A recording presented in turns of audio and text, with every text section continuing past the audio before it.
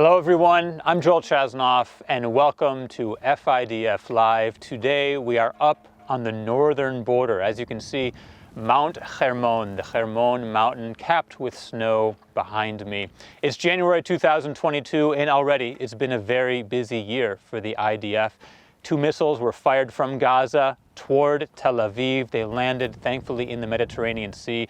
A drone was launched by Hezbollah from right behind me in Lebanon. It was intercepted by IDF forces. And in general, this northern border is very hot, even though it looks pastoral and beautiful and quiet. We're going to begin by meeting Lieutenant Lahav. He's an officer in the IDF Liaison Unit. They work with UNIFIL up here on the northern border. I want to begin by asking you, what is UNIFIL? We use this term all the time. Can you explain? UNIFIL is a peacekeeping force, belongs to the UN, and its full name is United Nations Interim Force in Lebanon.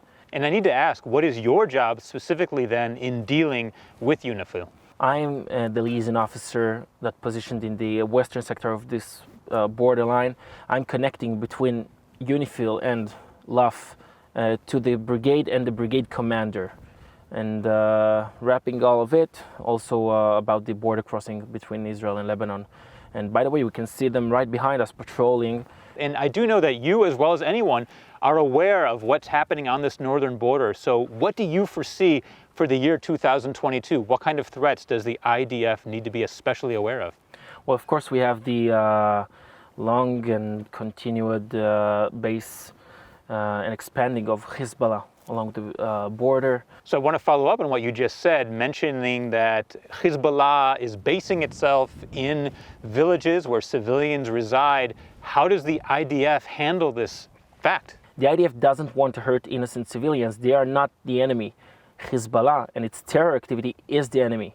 And Hezbollah takes advantage over that and bases itself inside civilian villages and cities. And this is another challenge that the IDF has to face.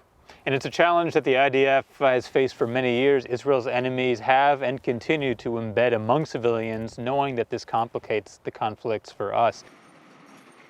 There is a Hezbollah militant climbing on the concrete near Mike 6 at the moment.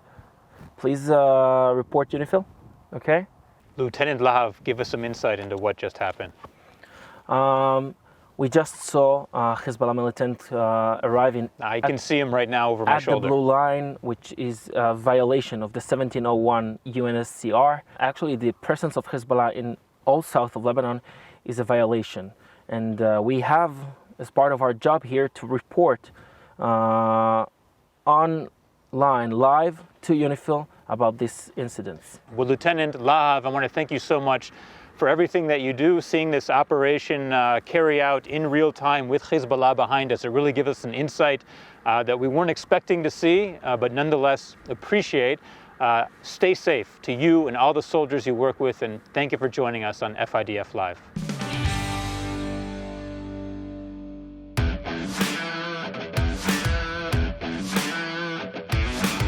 The battlefield is not what it used to be. Limits between the different dimensions, such as air, land, and sea, are blurring and creating a more complex arena to operate in. Israel's chief artillery officer, Brigadier General Neri Horowitz, stated just recently in the 2021 UVID Drone Tech Conference that these changes require the IDF to work multidimensionally, combining the different forces' capabilities. We went to the north to visit the Artillery Corps Skyrider Unit to see how this multi-dimensional cooperation looks like in action. We are standing here only half a mile from the Syrian border. You can see behind me half a mile is the Syrian border, the fence, and the United Nations post. And only a couple of miles up north is Mount Hermon and the Lebanon border as well. In the past few months, the tension has increased. The enemy is trying new ways and all kinds of ways to gather intelligence through the sky with drones, through the land, even through the sea, but we are here ready for everything. We have the best technology and improving it all the time. Our soldiers are prepared to deal with any threat. In his words, Brigadier General Horowitz stated that the unmanned vehicle world is crucial to how the IDF will operate in the future as they work hand in hand with the boots on the ground and manned forces. Skyrider Unit's mission is to give tactical intelligence in all of Israel borders to whoever needs it, including the ground forces. The ground forces rely on us because we give them the information that they need to get a broader picture of the battlefield and to know better what's going on and what's waiting for them one step ahead. A few weeks ago, we were in a different area. There were some terrorists who made a terrorist attack, and some special forces wanted to arrest them. During the arrest, we identified one man trying to escape through the roof. We alarmed the forces and it helped caught him, and I think it's the excellent example of what we can give the ground forces in real time. To do a mission here on the northern border means to be out on the field, on the cold, for many hours. At a moment's notice, the teams in the unit can be called to a mission.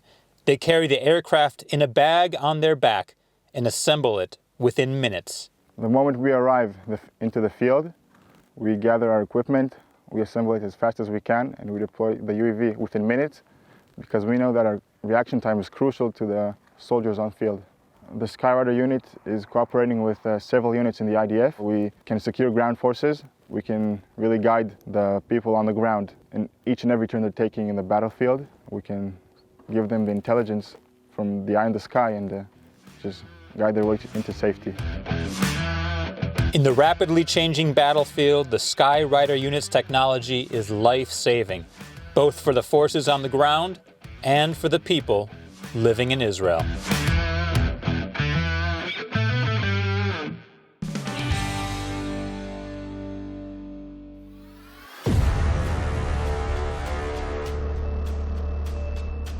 We're now in the northern part of Israel observing an exercise by the Kfir Infantry Brigade. The women of the Red Unit are here to simulate the enemy so that the soldiers of the IDF can get a feel for what it would actually be like to have an enemy in combat. And as it turns out right now, on this hill, there are members of the Red Unit camouflaged in hiding. We'll start here with Private Chaya. Chaya is looking out onto the mountain ahead of us, trying to spot IDF soldiers.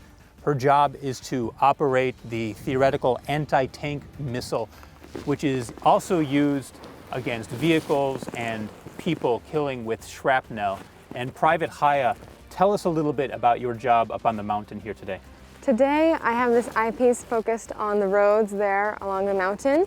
And as soon as we see IDF soldiers approaching our area, whether with cars or big groups of people, so we'll shoot them with a theoretical missile. Personally, I'm honored to be here. I believe it's a privilege not only to serve in the IDF, but to be in this unit specifically, because I really feel like I'm saving lives, because we're giving these soldiers a chance to have at least a little bit of life experience before they have to fight people for real.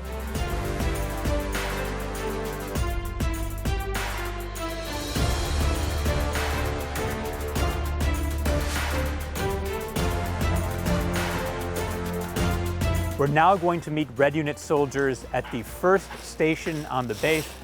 They are the lookouts today. They're the ones who are going to notify other Red Unit soldiers along the base if they notice IDF soldiers so they could attack with simulated ammunition.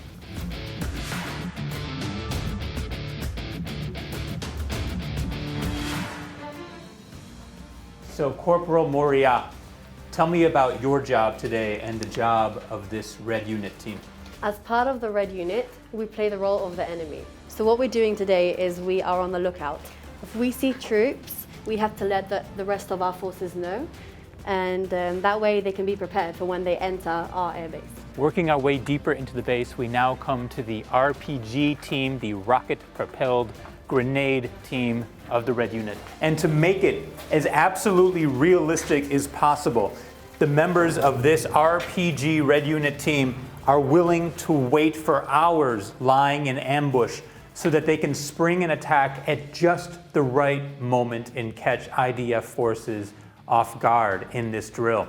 Again, sticking with the idea of reality, that is also why their uniforms and weaponry are not the type used in the IDF, but they are the type used by the enemy. Different uniforms and different weaponry that we know is used by the enemies, again, to make it as realistic as possible.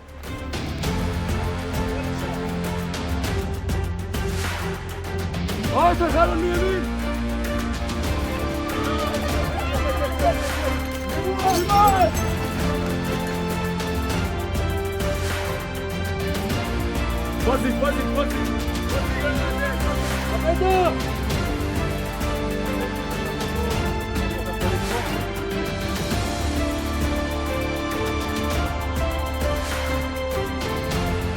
Kfir Brigade participated in a real-time war exercise, realistic because it was unpredictable, and also realistic because an enemy awaited them, the women of the Red Unit.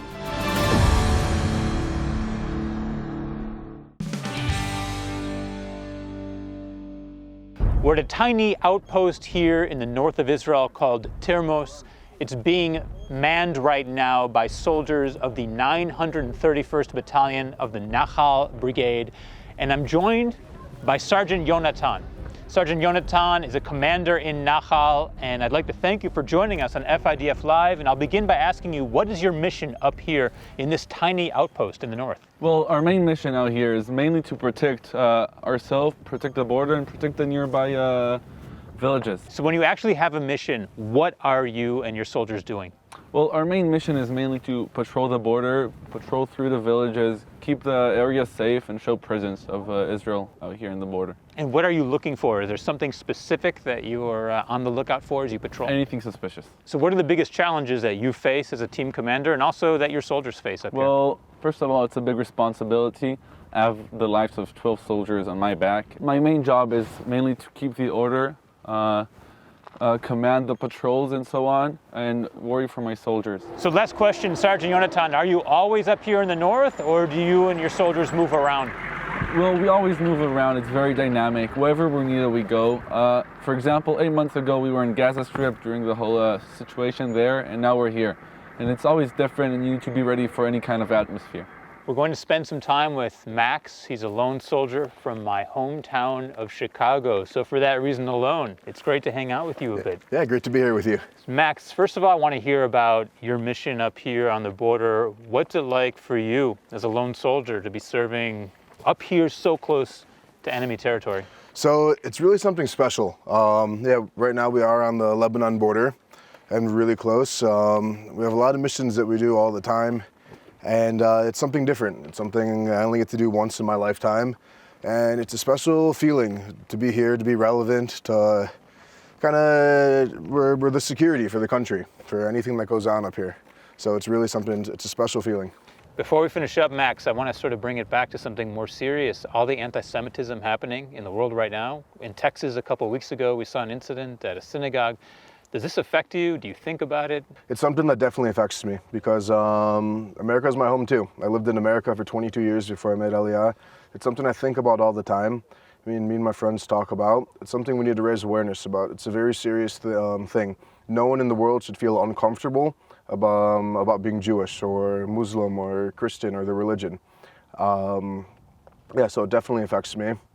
And that's why I'm here. I'm proud to be an IDF soldier and to stand here and protect our country, because at the end of the day, we have one place that we can call home, and that's Israel. That's here. Well, Max, thank you so much for spending some time with us. As a fellow Chicagoan, I appreciate the move you made to be a Chayal Boded lone soldier.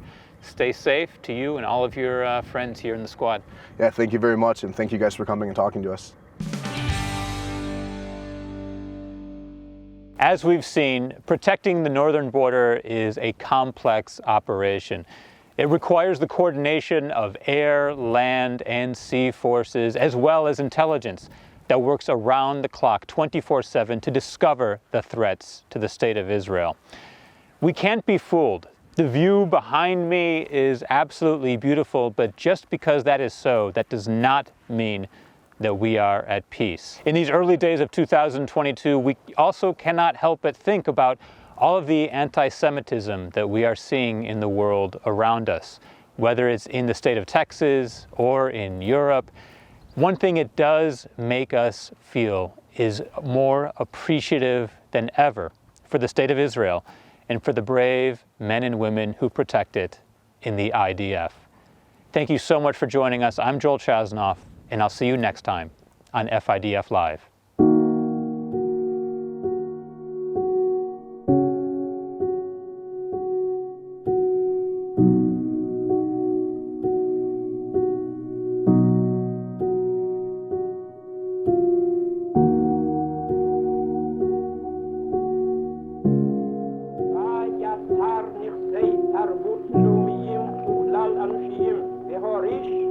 We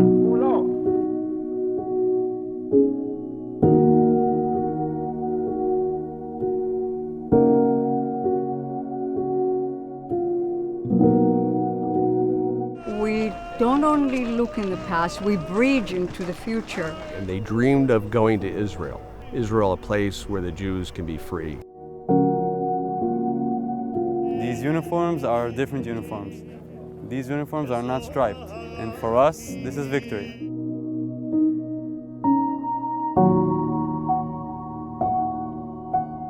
We remember. We remember. We remember.